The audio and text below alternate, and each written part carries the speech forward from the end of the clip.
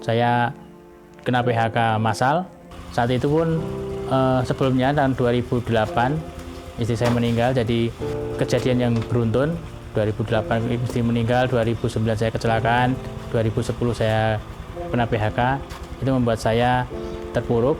Karena kondisi itu saya harus bangkit karena saya mempunyai tanggung jawab seorang anak. Untuk itu saya berusaha mencari peluang-peluang usaha yang bisa saya lakukan.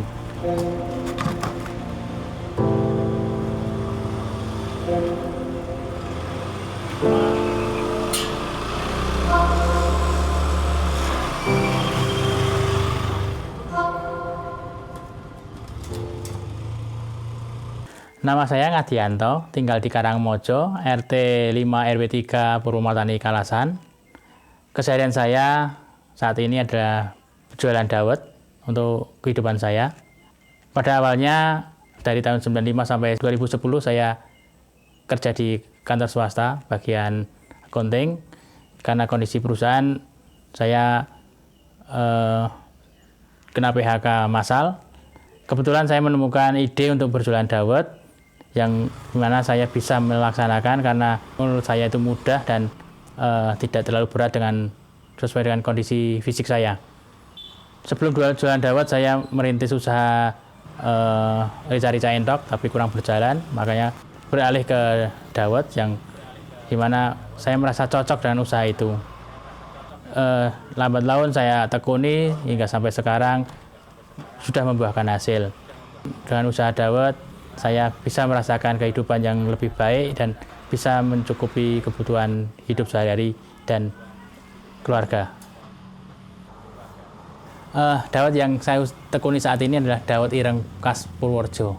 Kenapa saya memilih dawet khas Purworejo? Karena terutama di Kalasan ini jarang ada yang menjual. Jadi menurut saya itu potensi untuk saya tekuni dan menjadi ladang.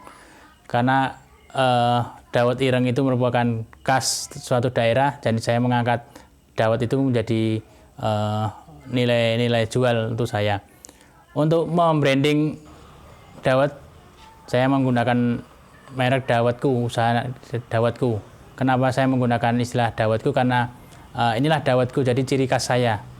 Dan waktu saya jual itu ada dawetku, nanti kalau yang membeli setelah dibayar karena menjadi dawetku juga. Jadi bagi saya itu menjadi dawetku, dawet bagi pembeli juga menjadi dawetku. Itu loh kenapa saya menggunakan nama dawetku. Dan selain itu juga nama dawetku singkat dan jelas dan mengena.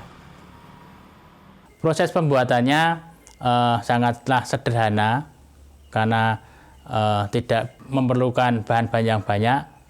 Yang dibutuhkan pertama sebagai pewarna, saya menggunakan merang. Jadi kami menggunakan pewarna alami, jadi merang.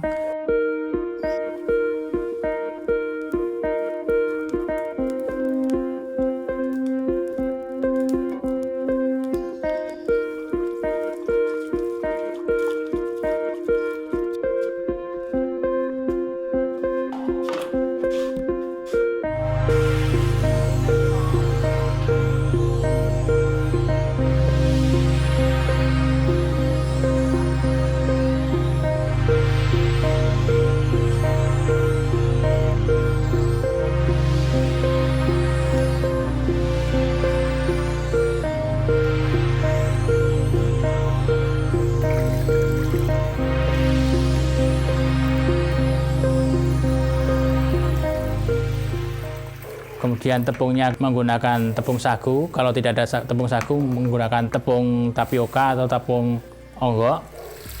Tapi saya sering menggunakan tepung sagu.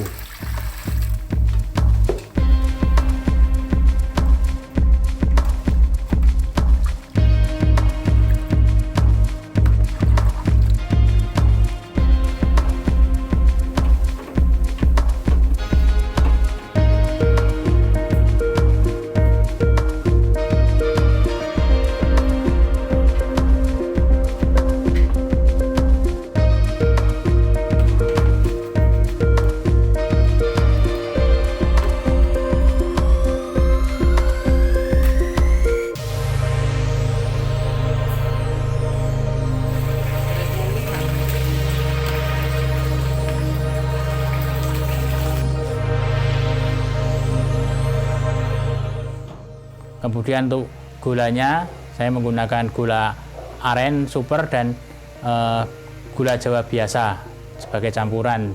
Jadi tidak menggunakan pewarna buatan maupun pemanis buatan, semua alami.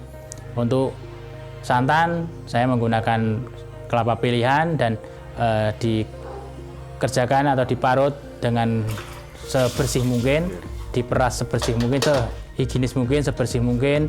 Selain layak dijual, juga layak diminum sendiri maupun keluarga, jadi tidak merugikan konsumen.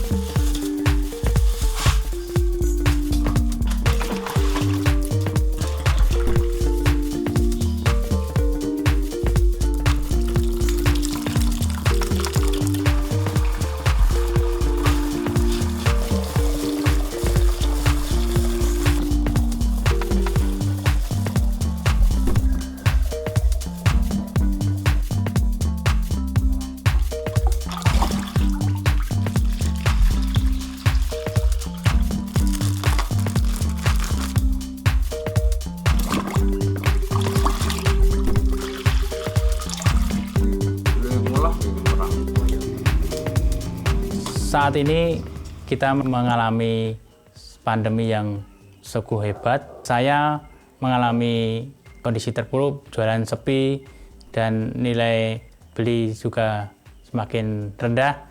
Tapi itu perlu disiasati dengan pola pikir.